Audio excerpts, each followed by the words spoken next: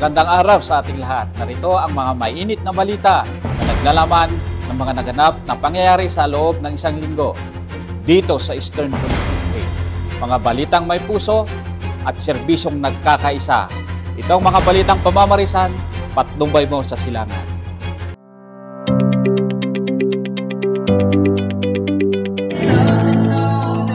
Bilang suporta sa magandang adhikain ng EPD at APA Student Program na naglalayo mabigyang suporta ang mga piling mag-aaral, isang Memorandum of Agreement ang isinagawa sa pagitan ng Eastern Police District at Nagpayong High School upang mas mapagtibay pa ang kanilang ugnayan para sa nasabing programa. Ang nasabing aktibidad ay pinasinayaan ni Police Colonel Oscar P. Hasildo, Deputy District Director for Administration, ibang miyembro ng EPD Command Group, kasama ang principal at ADAPA Student Coordinator ng Nagpayong High School.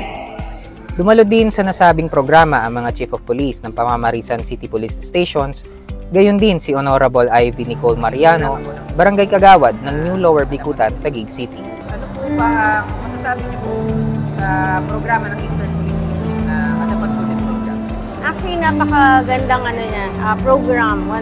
Sa mga nakita kong sa mga police na kasi karamitan kasi is parang feeding program. Ito kasi talagang almost 2018 till now. So from 2 naging 25. So sana yung pag-guidance na talaga sa bata and the volunteers and mas lumawak pa. Naging matagumpay ang sinigawang signing of Memorandum of Agreement sa pagitan ng dalawang partido.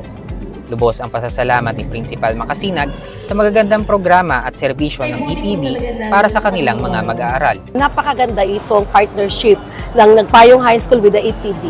Bukod sa mga material na pangailangan ng mga bata, ito ay nagsisilbing magandang halimbawa, role modeling sa aming mga estudyante. Yung mere presence ng ating mga kapulisan sa ating paaralan na nakikita ng mga estudyante, ito ay nagbibigay ng inspirasyon, motivation sa kanila para lalo pang pagbutihan ang pagiging pag-aaral.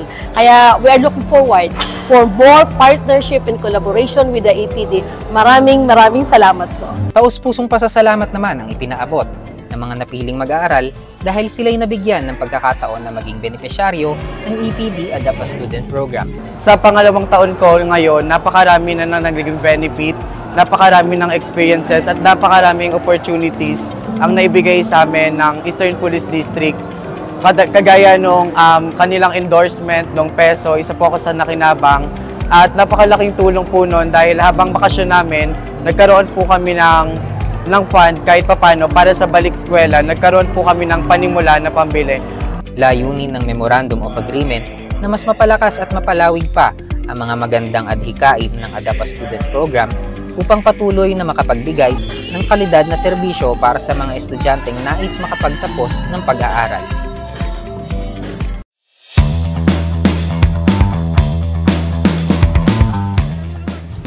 Sa mas pinaigting na kampanya ng pambansang pulisya laban sa iligal na droga, huli ang dalawang drug suspect na ito na pawang mga high-value individual sa bypass operation ng Pasig City Police Station Drug Enforcement Unit, katuwang ang San Miguel Police Substation 6 at Pasig City Anti-Drug Abuse Office sa Barangay Palatio, Pasig City. Ang mga sospek kinilalang sina alias Aris, 25 anyos, at alias Aldrin, 43 anyos, na parehong residente ng Barangay Pinagbuhatan, Pasig. Matapos silang kumagat sa pain ng mga operatibang nagpanggap na buyer, nakuha mula sa mga sospek ang 6 na pirasong heat-sealed transparent plastic sachet na naglalaman ng hinihinalang shabu na may timbang na tinatayang 55 grams at may standard drug price na 374,000 pesos. Matapos basahan ng kanilang karapatan ang mga sospek, diretso kulungan na sila at sila'y nahaharap sa kasong paglabag sa Section 5 at 11 Article 2 ng RA 9165 o ang Comprehensive Dangerous Drugs Act of 2002. Ang mga nakumpiskang ebidensya naman ay nasa kustodiya na ng PNP Forensic Group, National Headquarters Camp Crame, Quezon City para sa kaukulang disposisyon at eksaminasyon. Ang Eastern Police District ay patuloy ang pagtugis sa mga drug targets para matuldukan na ang kanilang mga iligal na gawain sa lungsod na nasasakupan nito. Nahanap at naaresto ang most wanted person na ito sa kasong 2 counts of lascivious misconduct under RA 7610 ng mga tauhan ng Pasig City Police Station Warrant and Subpoena Section, katuwang ang 4th MFC, RMFB, and CRPO. Ang akusado kinilalang si alias Tatay Nelson, 75 anyos, residente ng Barangay Pineda, Pasig City, kung saan siya naaresto sa bisa ng warrant of arrest na inilabas ni Honorable Presiding Judge Carmencita Lacandazu Logan ng Family Court Branch 12, Pasig City. Matapos ihain ang warrant of arrest sa suspect at basahan ng kanyang karapatan bilang akusado, dinala siya sa Pasig City Police Station Custodial Facility habang hinihintay ang pagdinig ng kanyang kaso sa korte. Hindi na nakapalagpa ang 36 anyos na si alias Ronron nang ihain ng mga tauhan ng Pasig City Police Station Intelligence Section, 404th Maneuver Company at RMFB 4A ang warrant of arrest nito sa kasong pagkakasangkot sa iligal na droga. Kilala palang leader ng Selo Drug Group itong suspect at tinuturing na rank 3 sa regional target list ng PDEA. Dati nang naaresto at kasalukuyang nakakulong pa ang suspect sa pareho ding kaso.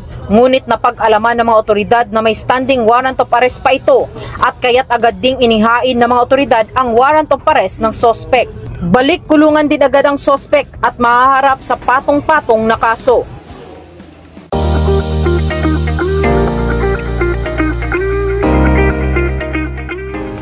Pagkakaroon ng pakialam at malasakit sa kapwa ay nagbibigay saya at pag-asa sa iba. Isa na namang patunay dito ang kagandahang loob na ipinamalas ng ating mga kapulisan mula sa Marikina City Police Station, kung saan isang inosenteng bata ang kanilang natulungan nang makita nila itong paggala-gala sa kalsada at walang bantay o kasama. Walang pagkadalawang isip na isinama ng mga kapulisan ang bata sa kanilang opisina, pinaliguan, binihisan ng bagong damit at binigyan ng pagkain. Hindi maikubli ang saya ng bata sa ipinadamang pagmamahal ng mga tumulong sa kanya. Tiniyak naman ng mga kapulisan na nakauwing ligtas at nasa maayos na kalagayan ng bata. Ika nga nila, hindi ka kailanman magiging mahirap kapag ikaw ay mapagbigay at nagpapakita ng pagmamahal sa kapwa-tao. Kaya't palagi po nating piliing tumulong sa kapwa at gumawa ng tama. Maliit na bagay man o simpleng pamamaraan ng pagtulong ay napakalaking biyaya na ito sa iba. At yan po ang nagbabagang balita mula po sa distrito ng mahusay, may profesionalismo at disiplinadong pulis, ang Eastern Police District. Ako po ay iyong tagapaghatid ng balitang pamamarisan, Police Major Dario Sagmaliw, tunay na pamamarisan. Police EPD yan, ang patnubay mo sa silangan.